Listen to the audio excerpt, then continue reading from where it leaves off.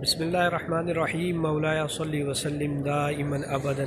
علی حبیبک خیر الخلق کلہم محمد عبداللہ حسینی مدینہ منورہ کی مقدس فضاؤں سے الحمدللہ اس وقت موجود ہوں مسجد نبوی شریف کے اندر،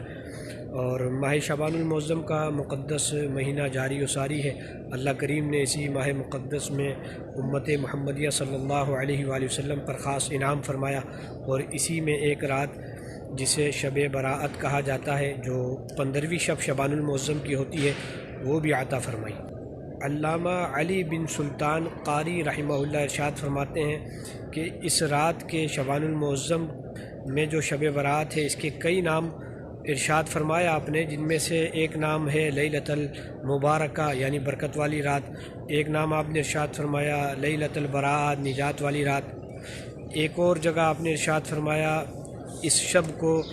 لیلۃ السخط بھی کہا جاتا ہے، دستاویز والی رات، اور اسی مقدس رات کو لیلۃ الرحمہ بھی کہا جاتا ہے یعنی رحمت والی رات۔ تو اللہ کریم سے دعا ہے کہ اللہ کریم ہمیں رحمتیں سمیٹنے کی توفیق عطا فرمائے، اور اللہ کریم سے ہم یہ بھی دعا کرتے ہیں کہ اللہ کریم اس رحمت و برکتوں والی رات میں ہمارے حق میں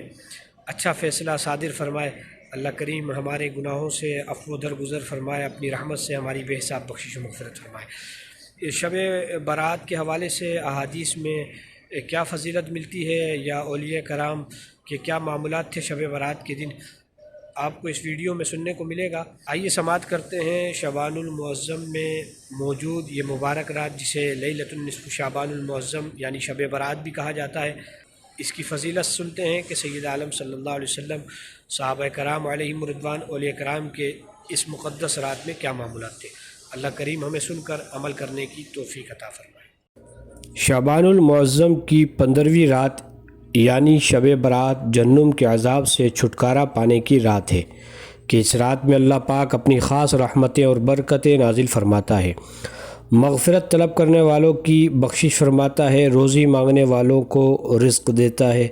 مصیبت زدوں کی مصیبتیں دور فرماتا ہے۔ حضرت سیدنا علی المرتضیٰ رضی اللہ تعالی عنہ سے روایت ہے، فرماتے ہیں کہ اللہ پاک کے آخری نبی محمد عربی صلی اللہ علیہ وآلہ وسلم نے ارشاد فرمایا، جب شعبان المعظم کی 15ویں رات یعنی شب برات آئے تو اس میں قیام یعنی عبادت کرو، دن میں روزہ رکھو، بے شک اللہ پاک اس رات سورج غروب ہوتے ہی آسمان دنیا کی طرف نزول رحمت فرماتا ہے، اور ارشاد فرماتا ہے کہ ہے کوئی بخشش مانگنے والا کہ میں اسے بخش دوں، ہے کوئی روزی مانگنے والا کہ میں اسے روزی دوں، ہے کوئی مصیبت میں مبتلا کہ میں اسے عافیت دوں، ہے کوئی ایسا یہاں تک کہ فجر کا وقت شروع ہو جاتا ہے۔ شب برات بھلائیوں والی رات ہے، اس رات میں اللہ پاک بھلائی کے دروازے کھول دیتا ہے، اس رات میں دعائیں قبول ہوتی ہیں، مرنے والوں کے نام، لوگوں کا رزق اور اس سال حج کرنے والوں کے نام لکھے جاتے ہیں۔ اس رات میں اعمال نامے تبدیل ہوتے ہیں، نہ جانے کس کے بارے میں کیا لکھ دیا جائے، لہذا اس نازک رات کو ہمیں گناہوں اور غفلت میں گزارنے کے بجائے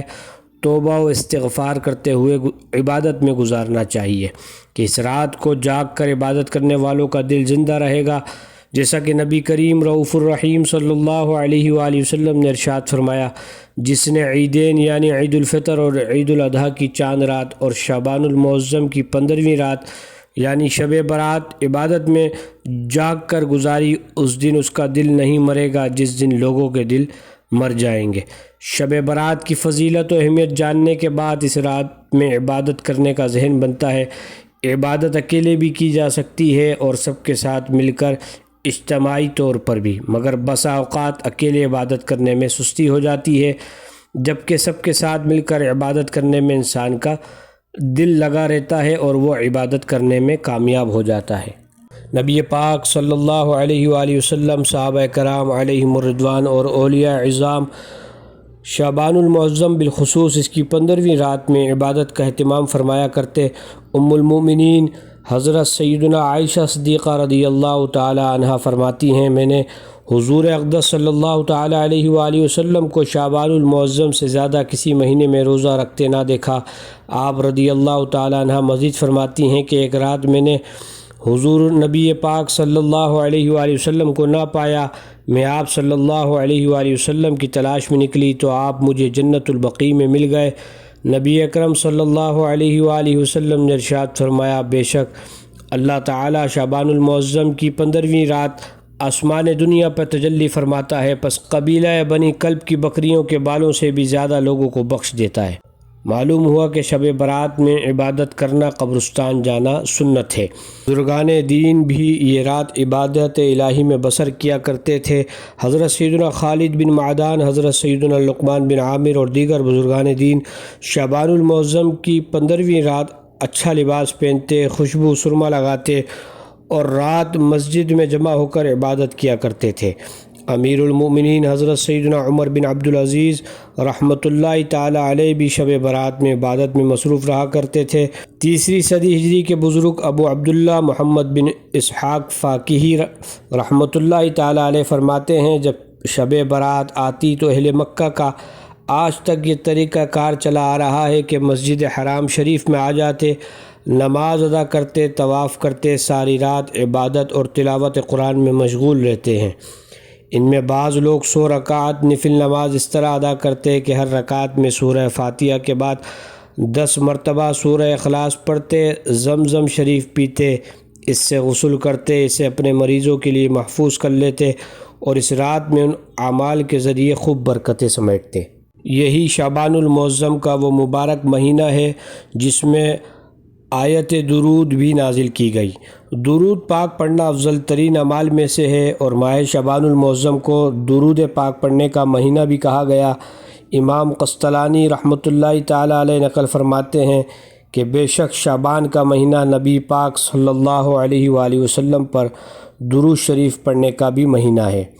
آیت درود، ان اللہ وملائکتہ یصلون علی النبی یا ایھا الذین آمنوا صلوا علیہ وسلموا تسلیما، اسی مہینے میں نازل ہوئی۔ نواسہ رسول حضرت سیدنا امام حسن مجتبی رضی اللہ تعالی عنہ شب برات کے 3 حصے فرماتے۔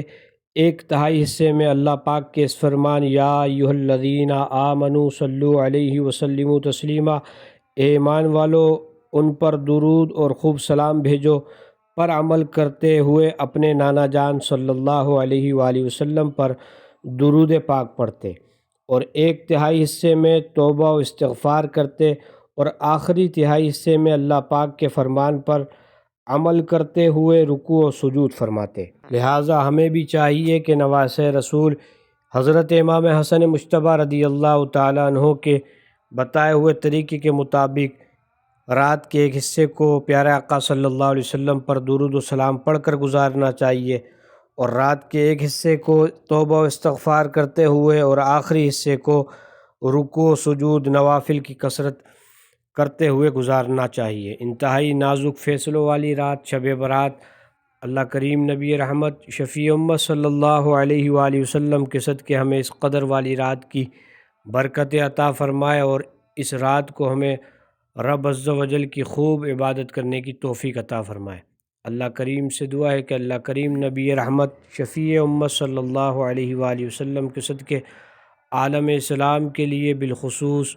مسلمانان فلسطین کے حال پر رحم و کرم فرمائے، غزہ کے مجاہدین کی حفاظت فرمائے، جو شہید ہوئے اللہ ان کے درجات بلند فرمائے۔ ویڈیو اچھی لگے تو آگے شیئر فرمائے۔ ملتے ہیں اگلی ویڈیو میں، والسلام علیکم۔